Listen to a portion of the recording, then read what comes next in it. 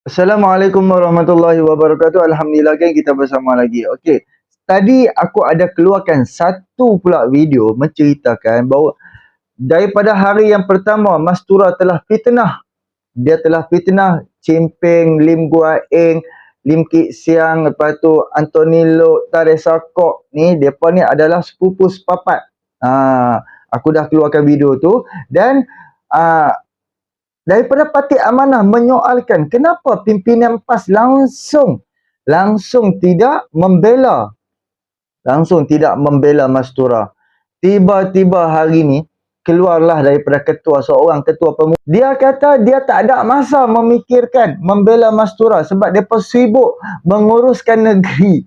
Depa sibuk menguruskan pilihan raya Kemaman. Depa sibuk, sebab itulah depa tidak keluarkan kenyataan untuk membela Mastura. Amat-amat memalukan. Sebab apa? Sebab depa tahu itu adalah fitnah. Itu adalah agenda yang dibawa oleh Barisan Nasional. Dulu agenda fitnah, kata kawan tu adik-beradik, kawan ni adik-beradik, adalah daripada Barisan Nasional. Sebelum ni, daripada dulu lagi kita tahu. Dan sekarang ni UMNO Barisan Nasional pun cool down, dah tak bawa isu-isu hak yang dulu depa dok mainkan. Sekarang ni depa bawa isu-isu PAS pula yang bawa isu-isu yang UMNO dah turunkan. Yang UMNO dok fitnah dulu ni, PAS pula yang dok tunggang. Jadi daripada mana Mastura dia ambil sumber? Dia dok kata Lim Kit Siang apa semua ni adalah adik-beradik kan. Dia ambil daripada satu buku yang ditulis oleh Anwar Musa. Buku itu ditulis sewaktu 2019. Dan di dalam buku tu dia boleh kata Chimping ni sepupu kepada Anthony Loke, sepupu kepada Lim Kit Siang, dan sepupu kepada Lim Guan Eng. Oh, dia boleh petik habis. Dia boleh kata macam-macam. Padahal fakta di dalam buku tu pun dah ke laut. Lim Guan Eng dan juga Lim Kit Siang, mereka dah jawab isu ni daripada 2018, 2019, mereka dah jawab dah kan. Tapi sengaja Mastura ni dia nak bawa isu ni, dia nak tunjuk kata dialah terpaling. Dan semalam polis dah panggil Mastura pun dia dah diinterview oleh polis pun dia dah tanya. Dan ni kalau tak silap aku, dia dah sertakan buku kepada polis. Buku yang ditulis oleh Anwar Musa sewaktu Barisan Nasional, sewaktu UMNO lah. Jadi sekarang ni alasan yang diberikan oleh Ketua Pemuda PAS ni, kata mereka tak sempat. Tak usah dok membahung lah. Kita nampak ini semua spin. Sebab mereka tahu itu adalah fitnah. So aku nak bawa dengan hampa sama-sama je kita dengar apa yang diperkatakan oleh Iswadi Moni berkaitan apa? Berkaitan hak si Mastura ni. Kita dengar dan kita fikir amat tak masuk akal, amat memalukan. Dan kenyataan yang dikeluarkan tu, Allahu Akbar, hang pun keluarlah kenyataan lain sikit. Janganlah hang bawa keluar kenyataan yang menjatuhkan balik diri hampa. Jadi itulah, jom sama-sama kita dengar apa yang diperkatakan oleh Iswadi. Yang ni doktor. Doktor mana? Dr. Siti Mastura. Konspirasi keluarga DIP, Mastura serah bahan rujukan pada polis. Ahli Parlimen Kepala Batas Siti Mastura menyerahkan bahan rujukan kepada pihak polis berhubung dakwaannya mengenai hubungan keluarga dalam parti DIP hari ini.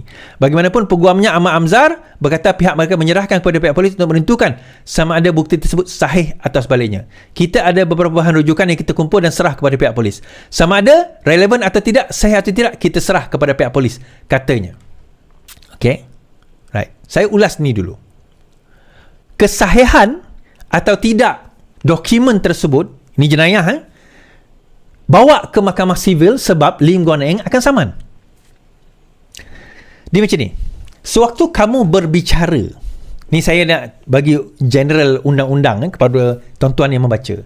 Sewaktu anda berbicara tentang satu perkara, kalau anda membuat the statement of fact, satu kenyataan berfakta, seolah-olah anda mengatakan itulah faktanya, sedangkan tidak, maka anda boleh kena saman di atas perkara tersebut. Tetapi kalau anda menyatakan opinion, pendapat, contoh, saya ambil keratan akhbar ini, saya baca keratan akhbar ini, saya kata sumbernya daripada Malaysia Kini, akhbar ini Malaysia daripada Malaysia Kini, yang dia Siti ini telah menyerahkan dokumen itu kepada polis. So saya baca kat sini. Kemudian saya buat ulasan. Saya kata bahawa bukti tersebut tidak cukup sekadar pergi kepada polis, nanti bawa bukti tersebut ke mahkamah. So boleh tak dijadikan bukti tersebut sebagai hujah untuk dia mengelak supaya dia kena saman? Jawapan mudahnya tak boleh. Kerana apa? Sebab sewaktu dia membaca artikel tersebut, waktu dia berucap, dia tidak mengatakan ini sumber saya. Dan dia tidak mengatakan saya tidak tahu betul atau tidak. Kalau dia kata itu, saya tidak tahu betul atau tidak, ada kemungkinan boleh lepas.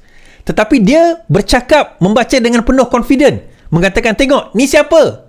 Dia sepupu kepada siapa? Siapa dia? Komunis. Jadi daripada situ, itu sudah jadi satu penyataan secara fakta. Seolah-olah anda yakin dan benar dengan fakta tersebut. Jadi kalau ya, maka bawa ke mahkamah. Dekat mahkamah nanti, anda tak boleh kata, entah saya tak tahu. Saya tak pasti sama ada fakta itu benar atau tidak. Kalau kau kata macam tu, mampus. Habis korang. Kan? Habis. Kalah kes. Kalah kes, tuan-tuan. Boleh tak dia bawa dokumen itu? Dokumen itu dari mana, Is? Kan saya kata, dokumen itu diwujudkan oleh Saitro Barisan Nasional. Oleh penerangan Barisan Nasional. Tak. Saya ada bukunya. Saya tak adalah bukunya, tapi saya ada gambar buku tersebut. Kan, saya ada gambar buku tersebut. If I may show. Kalau saya boleh tunjukkan gambar tersebut. Kalau dapat lah.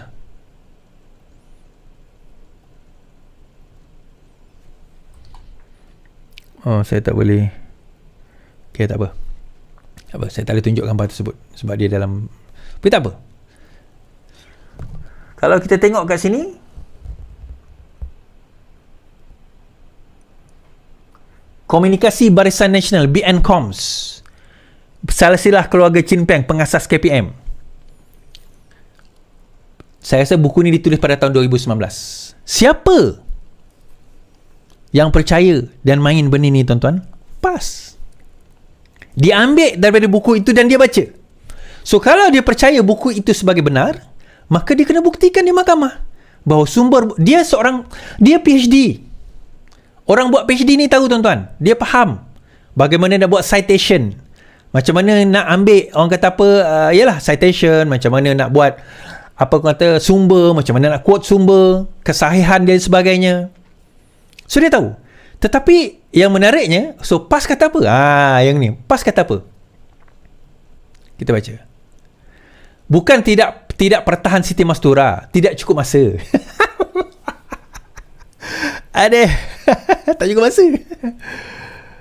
PAS beralasan tidak mempertahankan Ahli Parlimen Kepala Batas Dr. Siti Mastura Muhammad atas dakwaan Lim Guan Eng mempunyai hubungan kekeluargaan dengan pimpinan komunis Chin Peng kerana tidak mempunyai cukup masa sebelum pengurusi DAP itu mengambil tindakan undang-undang.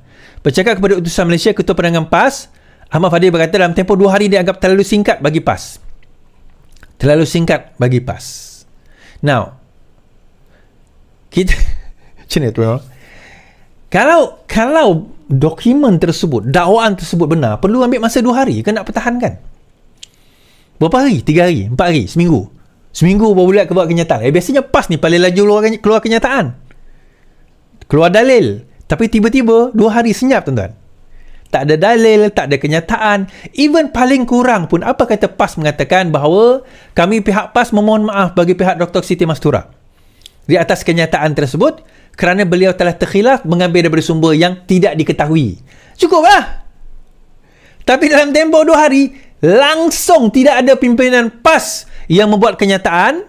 Malah yang buat kenyataan tadi siapa, tuan-tuan? Ketua Pemuda. Level Ketua Pemuda je buat kenyataan. Itu pun kenyataan dia apa? Kita orang tak sempat lah. Baik, kau fitnah dulu, lepas tu tak sempat kan? Fitnah dulu. Yang penting fitnah dulu, baru minta maaf. Ajaran Islam mana yang kau bawa ni sebenarnya? Ajaran Islam mana yang kau orang bawa ni, aku nak tanya. Fitnah dulu. Kan? Ajaran Islam mana? Dan benar kata Amanah, saya baca kenyataan daripada Amanah. Sekejap.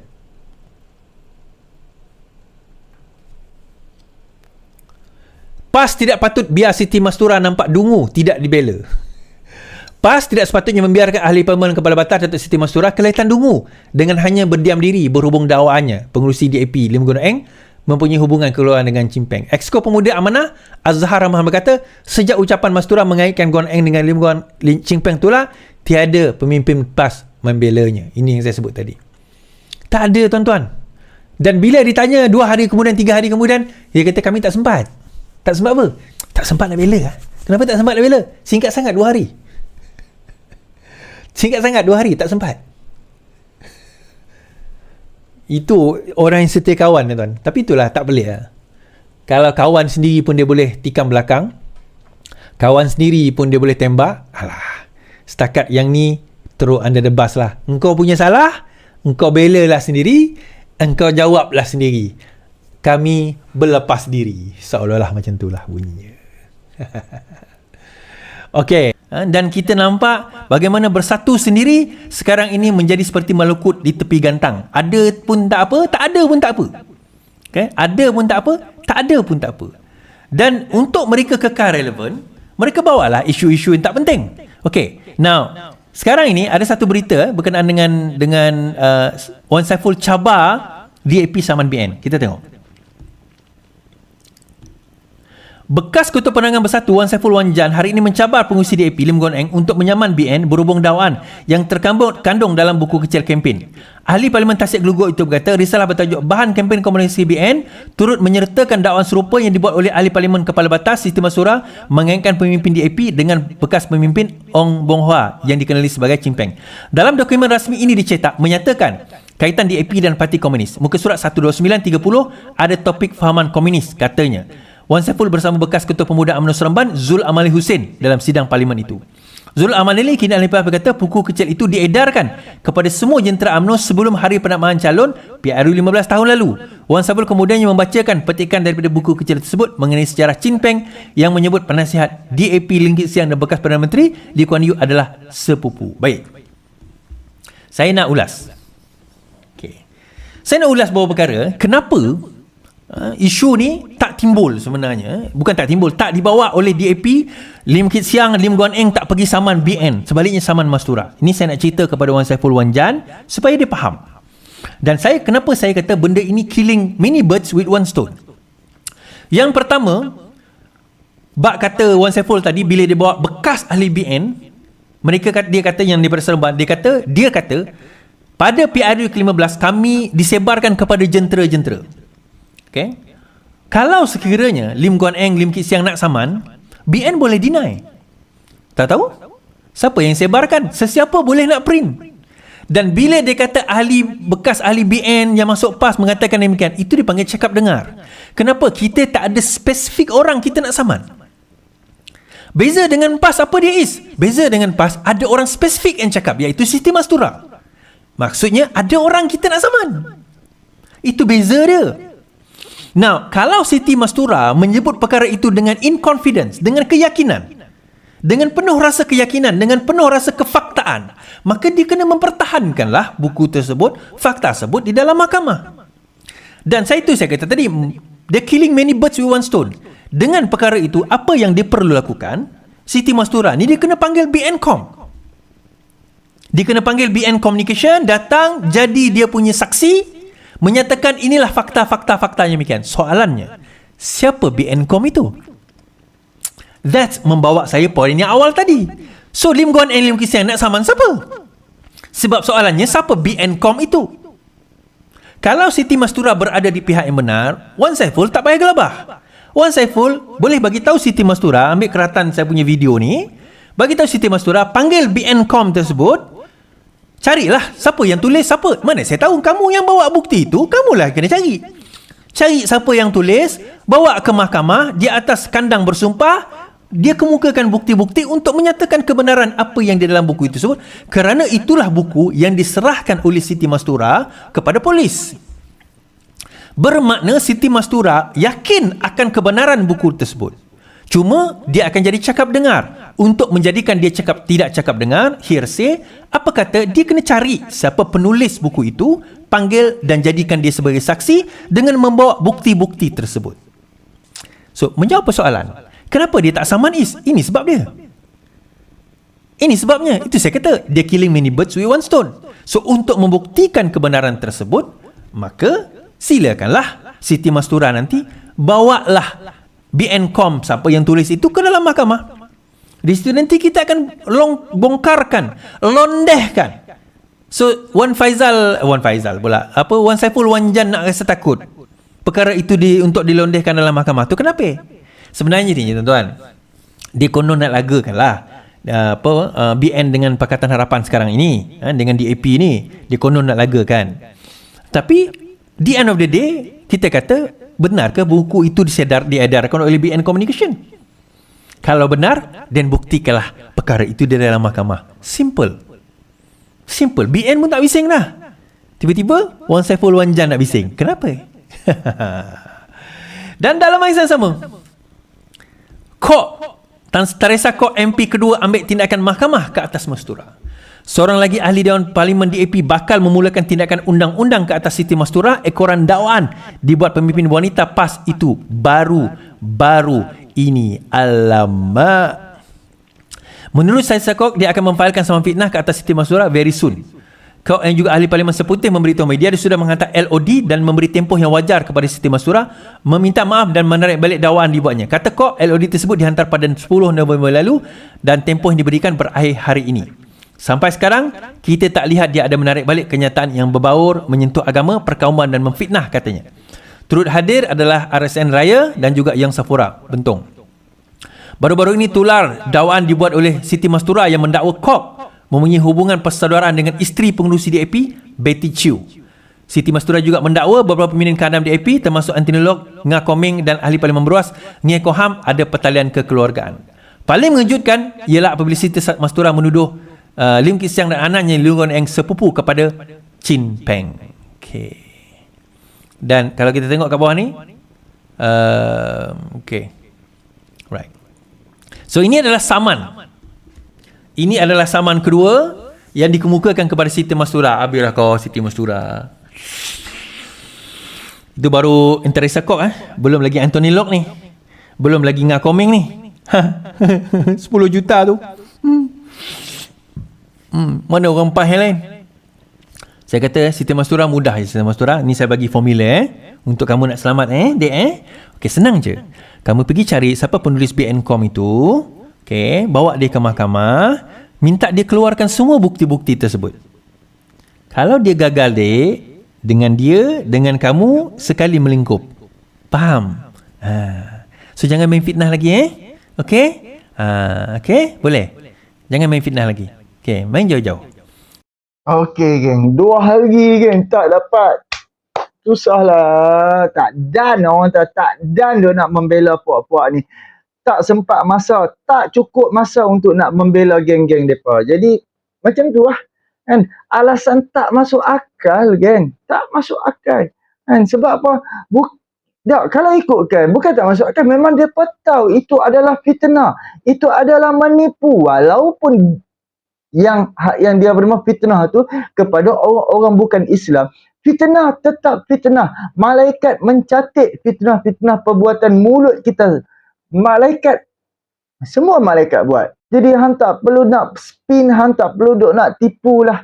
Kan? Disebabkan ketua pemuda PAS tu diam, ada sebab. Dan pimpinan-pimpinan PAS pun diam sebab dia tahu.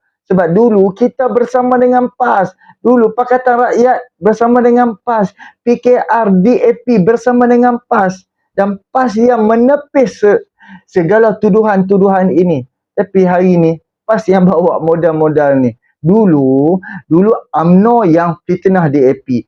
UMNO yang fitnah yang Pakatan Rakyat. Dan PAS, PKR, DAP yang duk menjawab fitnah-fitnah daripada parti PAS. Kita yang duk menjawab. Bila tiba-tiba PAS dia dah tak bersama dengan Pakatan Rakyat, dia dah tak bersama dengan DAP dan juga parti PKR, apa isu yang UMNO bawa tu mereka dah bawa sekarang. Allahu Akbar. Kalau hampa tengok dekat Facebook kan, hampa tengok dekat Facebook, TikTok, mereka dah ambil balik gambar-gambar dulu punya. Gambar-gambar suatu BN memerintah, gambar 2015, 2016 apa semua ni. Mereka ambil, mereka post yang untuk hari ni. Untuk nak memburukkan DAP.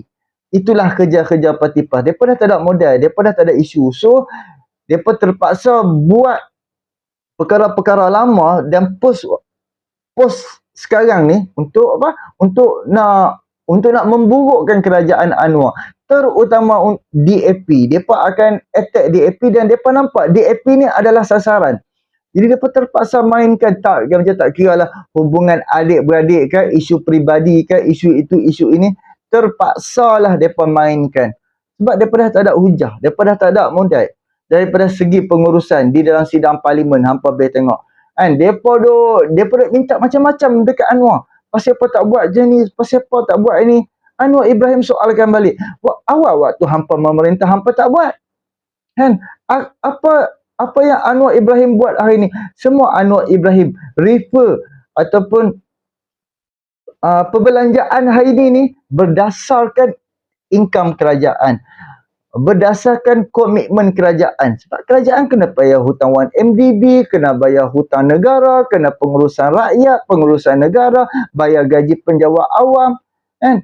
Jadi zaman hampa tak buat, takkanlah hampa nak tahu ni semuanya Anwar Ibrahim settle. Tak boleh. Tengok macam dekat Kelantan. Pasal apa zaman hampa memerintah, hampa tak bagi duit 1 bilion, 2 bilion kepada negeri Kelantan untuk selesaikan masalah air. Kenapa sekarang ni bila Anwar yang jadi PM, hampa duk desak Anwar pula selesaikan masalah air dekat Kelantan? Why? Janganlah jadi hipokrit, wahai lebay-lebay. Dia ni cerita apa ni, betapa busuknya hati ni, betapa habis modal, mati akal, mati katak ni, depa tak tahu depa nak buat apa. Tengok, inilah cara-cara budaya-budaya hak yang dibuat oleh puak-puak PAS. Memalukan. Tunjuklah sikit cara Islam yang baik, imej wajah Islam hak yang baik, bukannya menunjukkan Islam yang buruk, Islam yang memang jenis kaki fitnah, kaki mengata. Kan kita agama Islam ni agama yang paling bagus. Dia menceritakan dan juga mengajar kita daripada kita beranak, daripada bayi yang keluar daripada perut seorang ibu, dan sewaktu bayi duduk di dalam perut ibu pun Islam mengajarkan. Sunnah-sunnah Rasulullah dah mengajarkan sehinggalah kita mati. Nabi Muhammad ni dia dah sampaikan segala-galanya daripada permulaan kita hidup sampai kita mati. Kan? Terutama hang tak kira hang ada ilmu yang macam betapa tinggi pun, tapi adab tu sangat-sangat penting. Tak kira hang adab dengan sesiapa saja, orang dengan orang bukan Islam, dengan orang Islam. Adab sangat-sangat penting, tapi apabila adab hampa sangat-sangat buruk, sangat-sangat memalukan, membuatkan orang-orang bukan Islam ketawa dengan kita punya agama, ketawa dengan apa yang puak-puak hampa buat. Sebab wajah hampa, imej hampa, tunggangan hampa adalah agama Islam. Jadi apabila keburukan yang hampa buat, hampa menjejaskan, memburukkan agama Islam. Puak-puak hampa yang merosakkan agama Islam nak abang api kat hampa. Jadi inilah sedikit perkongsian aku. Boleh tolong subscribe, like, komen dan share yang tak ramai manfaat untuk hang. Kita jumpa untuk video yang akan datang. Assalamualaikum.